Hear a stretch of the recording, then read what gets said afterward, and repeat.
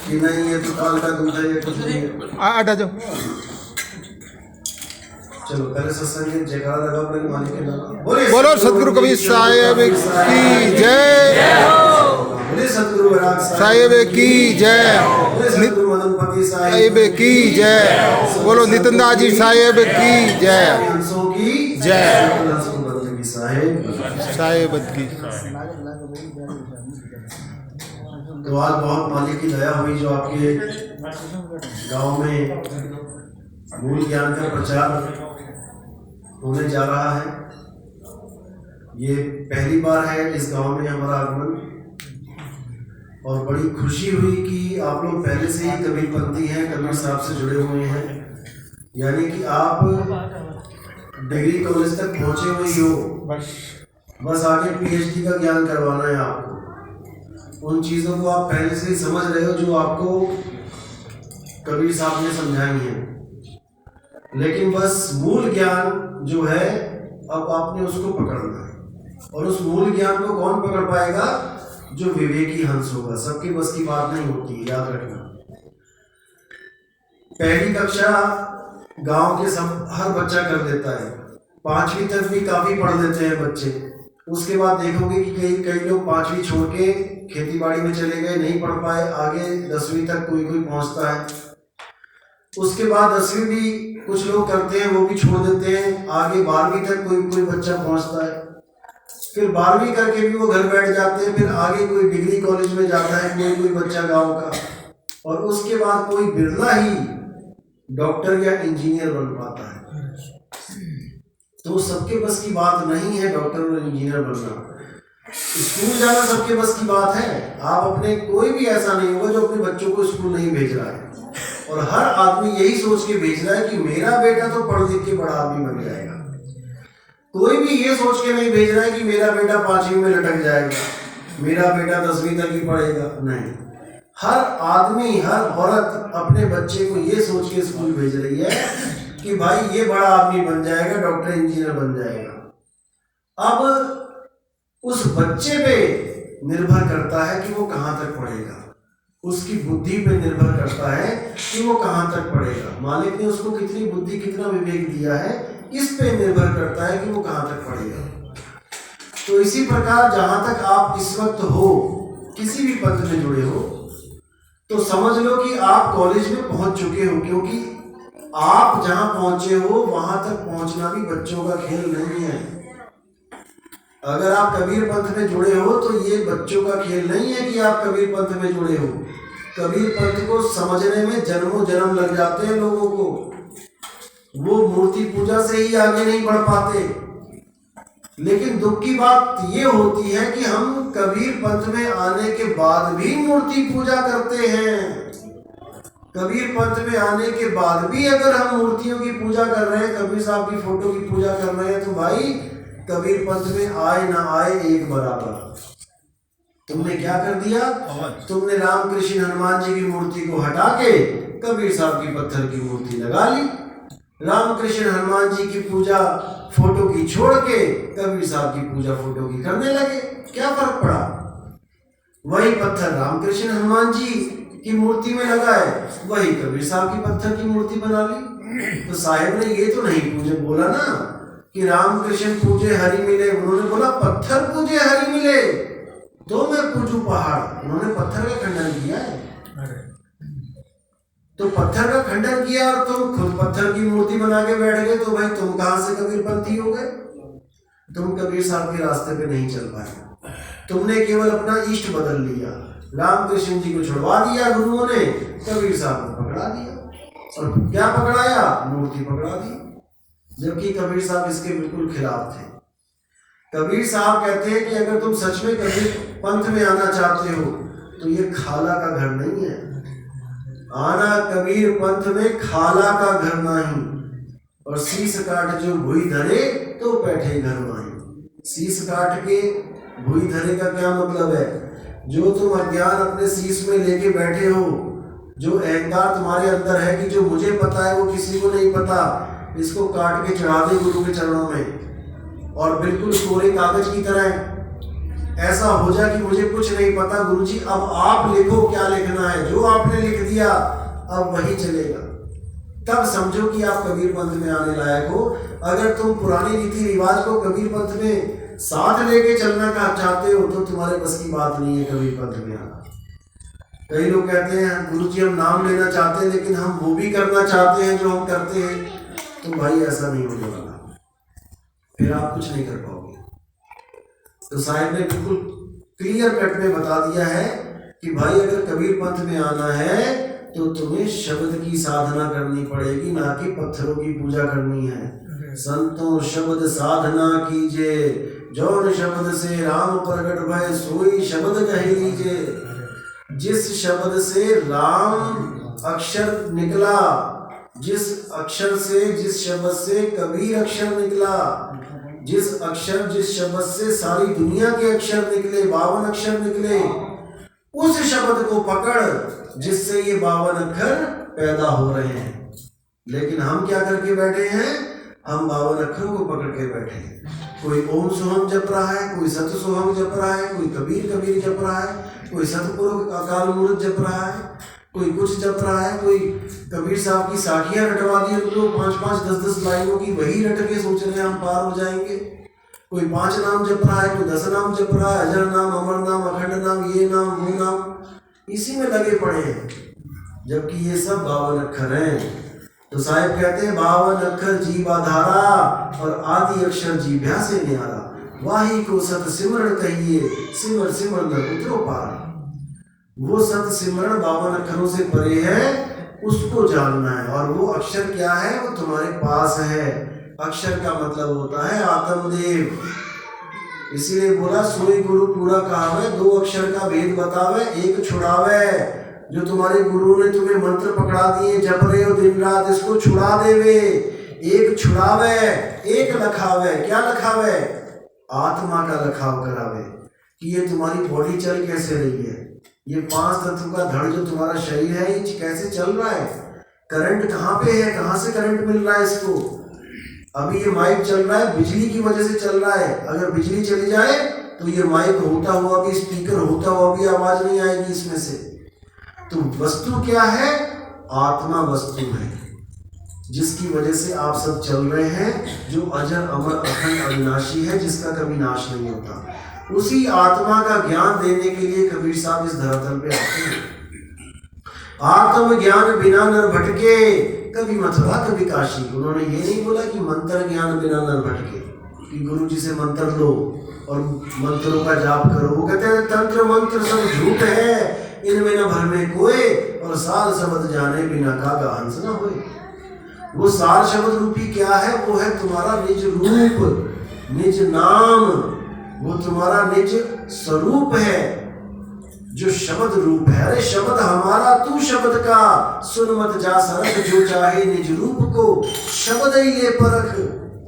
जो गुरुओं ने शब्द दिया है उस शब्द की परख करो। क्या वो शब्द बोलने लिखने पढ़ने वाला है?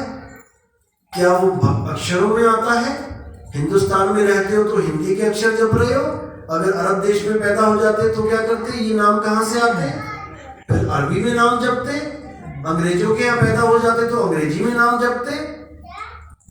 यानी भगवानों को भी मंत्रों का गुलाम बना दिया, परमात्मा को मंत्र का गुलाम बना दिया। हिंदी में नाम जपूंगा तो वो मेरी बात सुनेगा, फिर तो अंग्रेजों की तो बात ही ना समझ पाए वो अंग्रेजी। इसलिए बोला कि वो कहन सुनन से न्यारा है, वो कहने और सुनने वाली बात ही नहीं है, वो निज अनुभव है, निज नाम है। उसी अनुभव के लिए कबीर साहब ने हर जगह बोला बिना अनुभव ये थोथा ज्ञाना। जितना मर्जी पढ़ लो, लिख लो, जितनी मर्जी किताबें छाप लो, जितने मर्जी ग्रंथ बना लो, जितना मर्जी पूजा पाठ जप तप कर लो, लेकिन आत्म ज्ञान बिना नर भटके, भटकना ही लगी रहेगी। आत्म ज्ञान नहीं मिलने वाला, क्योंकि आत्मा का ज्ञान किसी मंदिर मस्जिद गुरुद्वारे में नहीं है कि तुम आत्म ज्ञान लेने मंदिर जा रहे हो, तुम आत्म ज्ञान लेने मस्जिद गुरुद्वारे में जा रहे हो। मंदिर मस्जिद गुरुद्वारे में आपको जो ज्ञान मिलेगा वो आत्मा के बारे में केवल जिक्र होगा कि आत्मा कोई चीज है, लेकिन उसका भेद नहीं मिलेगा वहां पे। भेद कहाँ मिलेगा? भेद गुरु के पास मिलता है। गुरु के पास कहाँ से आया? जब सतगुरु आके भेद बताते हैं, जब कबीर साहब आके संतों को मिलते हैं और उनकी जो भटकना होती है उसको छुड़वाते हैं, उनको आत्मज्ञान का रखाव कराते हैं और उनको हुक्म देते हैं कि जाओ अब तुम प्रचार करो और सोए हुए जीवों को जगाओ। और वो संत महात्मा गली गली, शहर शहर, गांव गांव जाके अपने हंसों को जगाते हैं, लेकिन उनकी बात को सब नहीं समझ पाते, सबके बस की बात नहीं होती है। इसलिए कहते हैं लाखन में कोई समझना पई है, अरे कोटि मध्य जानेंगे, कहे कबीर सुनो भाई साधो, हमें बिरले हंस पहचानेंगे। लाखों में अगर लाख बंदा अगर सामने बैठा है और कोई महात्मा 7 शब्द का बात जिक्र कर रहा है, तो उसमें से एक आधे को भी पता न लग पाए कि हो क्या रहा है। ये कोटि मध्य जानेंगे, करोड़ आदमी बैठा हो अगर, तब जाके 8, 10, 15, 20 को पता लगेगा कि ये 7 शब्द क्या चीज है। कहे कबीर सुनो भाई साधो, हमें बिरले हंस पहचानेंगे। मुझे कोई बिरला ही जान पाएगा कि मैं क्या हूँ, नहीं तो कोई मुझे कवि बता देगा, कबीर साहब तो कवि थे। कोई कहता है कबीर साहब समाज सुधारक थे, कोई कहता है कबीर साहब तो जुलाहे थे। कोई नहीं जान पा रहा है कि मैं क्या हूँ, जबकि वो परमात्मा ही है, वो परमात्मा ही है। लेकिन वो अपने देही स्वरूप को परमात्मा घोषित नहीं करते। वो कहते हैं देही ज्ञान सब जगत बखाने, विदेही ज्ञान कोई बिरला जाने। ध्यान विदे और नाम विदेहा, 2 लख पावे मिटे संदेहा। वो कहते हैं जो लोग मुझे मेरे शरीर को परमात्मा बना के बैठा रखा है जिन्होंने, उन गुरुओं के लड़ मत लगना, वो तुम्हें देही ज्ञान दे रहे हैं, मैं देही नहीं हूँ। धर्मदास जी कहते हैं भोजन कर लो, वो कहते हैं ये मेरा भोजन ही नहीं है, मैं खाना ही नहीं खाता। तो कहते क्यों? कहते क्योंकि मैं देह नहीं, मैं विदेह हूँ। कहते दी से देही कहो विदेही, तुम्हारी तो देह दिखाई दे रही है और आप कह रहे हो मैं विदेही हूँ। तो कहते तरुआ सरवर संत जन और चौथा बरसे ने और परमार्थ के कारण संतन धारा देह। तेरे लिए मैं धारण करके आया हूँ इस देह को। धारण का मतलब होता है धारण करना, पहनना। जैसे किसी की शादी है तो वो वस्त्र धारण कर रहा है, कौन से? शेरवानी। अब जब तक शादी होगी वो शेरवानी पहना रहेगा, अब शादी खत्म हो गई तो क्या वो शेरवानी पहन के घूमेगा? क्या जिसकी शादी होगी वो शेरवानी में बैठा हुआ है आज तक? तो इसी प्रकार जब ज्ञान देना होता है कबीर साहब ने, तो शरीर धारण कर लेते हैं, और जब ज्ञान दे के चले गए तो कोई शरीर नहीं, विधेय अवस्था में रहते हैं। इसलिए बोला हम है शब्द शब्द हम माही, शब्द से भिन्न और कछु नाही, शब्द न बिन से देही, कहें कबीर हम शब्द सने। कि मेरा शरीर केवल इसलिए है क्योंकि तुम्हें समझाने के लिए शरीर धारण करना पड़ रहा है, नहीं तो मैं शरीर नहीं हूं और ना ही तुम शरीर हो। तुम भी शरीर नहीं हो, तुम भी शरीर में रहने वाले जीव हो। और इसी जीव को कबीर साहब कहते हैं उस पीव अवस्था में पहुंचाना है जहां पर ये जीव भी नहीं रहेगा। इसी की अवस्था को बदल देंगे। जैसे एक छोटा सा बच्चा, आज बच्चा है लेकिन 50 साल के बाद क्या वो बच्चा रहेगा? वो बच्चा कहाँ गया? फिर बदल गया। किस में बदल गया? तुम्हारे इस शरीर में बदल गया। वो मरा नहीं, जीव मरता नहीं है, बदल जाता है। इसी को बोला जीव शिव सब प्रगटे वह ठाकुर वह दास, कबीर और जाने नहीं राम नाम की आस। अब इनमें तीनों अवस्थाएं आ गई। जीव शिव सब प्रगटे, यानी ये प्रकट होते हैं। जीव भी प्रकट होता है, शिव भी प्रकट होता है, लेकिन कहां से प्रकट होते हैं? यानी सूरज प्रकट हुआ सुबह को, उगा थोड़ी नहीं कि वो आज पैदा हो गया, वो था। अमेरिका में फोन करो रात के 12 बजे, उनको पूछो हाँ भाई सूरज दिखाई दे रहा है क्या? वो कहेंगे हाँ है। अमेरिका में रात के 12 बजे सूरज होता है, वहां के रात के 12 बजे नहीं, यहाँ के रात के 12 बजे। और जब यहाँ पे दिन होता है तो वहां रात हो जाती है, क्योंकि सूरज उग नहीं रहा है, सूरज प्रकट और गुप्त हो रहा है। तो ऐसे ही कबीर साहब गुप्त और प्रकट होते हैं। अब इसी को समझना है हमने। वो कह रहे हैं कि जीव शिव सब प्रगटे वह ठाकुर वह दास। जीव बन गया दास और शिव बन गया ठाकुर। शिव का मतलब होता है जो ब्रह्म अवस्था को प्राप्त कर लेते हैं, जो भक्ति करते हैं। जैसे भोले शंकर ने भक्ति करी, अब वो ठाकुर बन बैठे हैं, लोग उनके दास बन गए। हनुमान जी ने भक्ति करी, वो ठाकुर बन गए, हनुमान जी के भगत दास बन गए। राम जी ने करी, शेरावाली माता ने करी, जितने भी लोग पूजे जा रहे हैं ये सब ब्रह्म अवस्था को प्राप्त करके बैठे हैं और बाकी सब इनके दास बने हुए हैं। अब ये ब्रह्म अवस्था वाले आए कहां से? उसके लिए क्या बोला है? ब्रह्म बड़ा की जहां से आया और वेद बड़ा की जिन निर्माया, ई मन बड़ा की जय मन माना और राम बड़ा की राम ही जाना। उन्होंने बोला ब्रह्म भी कहां से आया है, ये प्रकट कहां से हो गया, उस पर विचार करो, ना कि ब्रह्म को परमात्मा मान के बैठ जाओ। ब्रह्म बड़ा की जहां से आया, ये कहां से ब्रह्म हुआ है? ये पार ब्रह्म से हुआ है। ब्रह्म से आगे कौन है? पार ब्रह्म, उसको समझना पड़ेगा। तो कह रहे जीव शिव सब प्रगटे वे ठाकुर वे दास, कबीर और जाने नहीं। कबीर इनको नहीं जानता ये कौन है भाई? एक राम नाम की आस। वो राम नाम कोई मंत्र नहीं है कि राम राम राम जपना है। राम नाम का मतलब है परमात्मा, स्वयं परमात्मा। क्योंकि राम कोई मंत्र नहीं, स्वयं परमात्मा को राम कहा जाता है कबीर पंथ में। कैसे? अरे सेवा को दो ही भले, एक संत एक राम, और राम है दाता मुक्ति का, संत जपावे नाम। अब दोनों को अलग अलग कर दिया कि संत क्या है? जो नाम को जपवा रहा है, और मुक्ति कौन देगा? नाम। इसका मतलब क्या हुआ कि संत से बड़ा हो गया नाम। अब नाम अगर संत से बड़ा है तो फिर नाम एक अक्षर कैसे हो सकता है? क्या गुरु से बड़ा गुरु का अक्षर हो गया जो इंसानों ने पैदा किया है? क्या आदमी से बड़ा अक्षर हो गया जो आदमी पैदा कर रहा है? जो खुद पैदा कर रहा है, जो इन अक्षरों को पैदा कर रहा है, वो अक्षरों से छोटा थोड़ी नहीं हो सकता। इसीलिए राम है परमात्मा, जीव शिव पीव, राम है पीव। बहुबंधन में बांधिया एक बेचारा जीव, और केवल छूटे आपने जे न छड़ाए पीव। अब ये पीव है राम, लेकिन इस पीव को कोई जान नहीं पा रहा।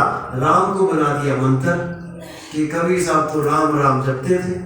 राम राम जपते नहीं, वो राम को भजते थे, वो राम का सिमरन करते थे, वो राम जपते नहीं थे।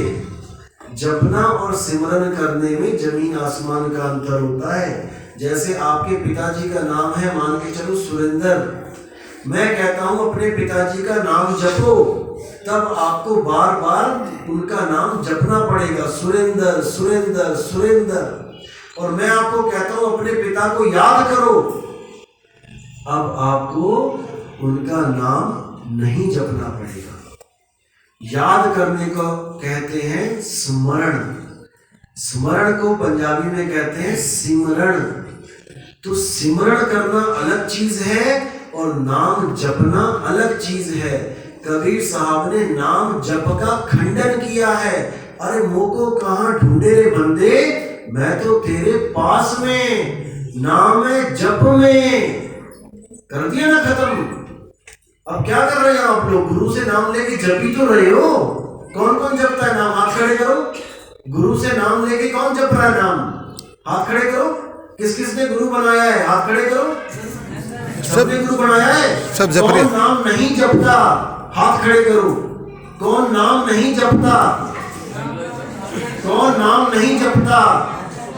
ये लोग नाम नहीं जपते, यही लोग पार होंगे। और कौन कौन नाम जपता है? खड़े करो हाथ। ये जितने भी नाम जपते हैं ये सब गर्भजून में जाने की तैयारी कर रहे हैं। क्यों? नाम है जप में, नाम है तप में, ना एकांत निवास में। अरे मोको कहां ढूंढे रे बंदे, मैं तो तेरे पास में, मेरे पास ये पानी पड़ा है, अब इसको जपे कौन? मेरे पास ये पानी पड़ा है, अब मुझे प्यास लगी है तो मैं क्या इसको जपूंगा? पानी पानी पानी पानी पानी। अरे भाई ये पढ़ा है पानी, मेरे गुरु ने भेद बता दिया कि वस्तु तेरे पास में, इसको पीना है और मेरी प्यास खत्म बिना किसी नाम जपे। तो इसी नाम जपने को कहते हैं मंत्र जाप। तो साहिब कहते हैं तंत्र मंत्र सब झूठ है, इनमें न उलझे कोई और सार नाम जाने बिना ये काला हंस ना होए। अब जो आप चाय पी रहे हो, अगर यहाँ पर केवल बोल दिया जाता कि आप लोग सत्संग के बीच में 10 मिनट चाय चाय चाय जपो, क्योंकि हमारे यहाँ चाय का भी प्रोग्राम है, तो आप क्या कहते, ले चाय जपवा दी, पिलाई तो है नहीं। इसी प्रकार नाम गुरु ने जपवा दिया है, नाम दिया नहीं है, नाम बताया नहीं है। अरे वस्तु कहीं ढूंढे कहीं कैसे लागे हाथ, और गुप्त वस्तु तब मिले जब भेदी लीजिए साथ, और भेदी लीना साथ में दीनी वस्तु लखाए। कोटि जन्म का पंथ था पल में पहुंचा जाए, करोड़ों जन्म लग जाते। ये नाम जप जप के तोता बना दिया इंसान को इन गुरुओं ने। तोता भी राम राम राम राम जपता है तो वो भी पार हो जाएगा, फिर इंसान चोले का क्या जरूरत है इंसान चोले की भाई। तो इसी को कबीर साहब बार बार कह रहे हैं कि जो भी गुरु नाम जाप देता है उस गुरु को तत्काल त्याग देना चाहिए, लेकिन तब त्यागना चाहिए जब आपको आगे के अनाम का ज्ञान देने वाला गुरु मिल जाए, क्योंकि वो परमात्मा का नाम अनाम है। नाम अनामी सदा रहते हैं, दूजा तत्व न कोई, और कहे कबीर सुनो भाई साधो, भटक मरो मत कोई। नाम अनाम सदा रहते हैं, वो अनाम है, उसका कोई नाम नहीं, और जो उसका कोई नाम रखता है तो वो नकली नाम है, वो 52 अक्षरी नाम है। इसीलिए गुरु ग्रंथ साहब ने भी बोला कृत्रिम यानी नकली, कृत्रिम नाम कथे तेरे जीवा, सत्य नाम तेरा बड़ा पुरबला। हे परमात्मा, तेरे नकली नाम बना के ये सारे इंसान बैठे हुए हैं, अपने अपने धर्म में अलग अलग नाम बना के बैठ गए, लेकिन तेरे सतनाम को कोई नहीं जानता। तो सतनाम के बारे में क्या बोला, कबीर सागर पढ़ो, पहला पन्ना, पहला दोहा। क्या कहते हैं, अरे सत्य नाम है सार, बूझो संत विवेक करी, उतरो भवजल पार, सतगुरु का उपदेश ये। सत्य नाम है सार, सार का मतलब होता है सच। सतनाम कोई जाप नहीं है कि सतनाम सतनाम सतनाम जप रहे हो। सतनाम है सार, सार यानी सच्चाई। तुम्हारे पास सच्चाई है, तुम्हारे पास सतनाम है, लेकिन वो सतनाम है क्या, बस इसको बूझना है। जैसे पहेली को बूझा जाता है, अखबार में आता है ना कटिंग, बूझो तो जाने, यानी पहेली बूझो तो जाने, ऐसे ही सतनाम को बूझना है। सतनाम है सार, बूझो जपो नहीं, बूझो संत विवेक करी, विवेक लगाओ अपना, और उतरो भव जल पार, सतगुरु का उपदेश ये है। कैसे जानोगे कि सतनाम क्या है?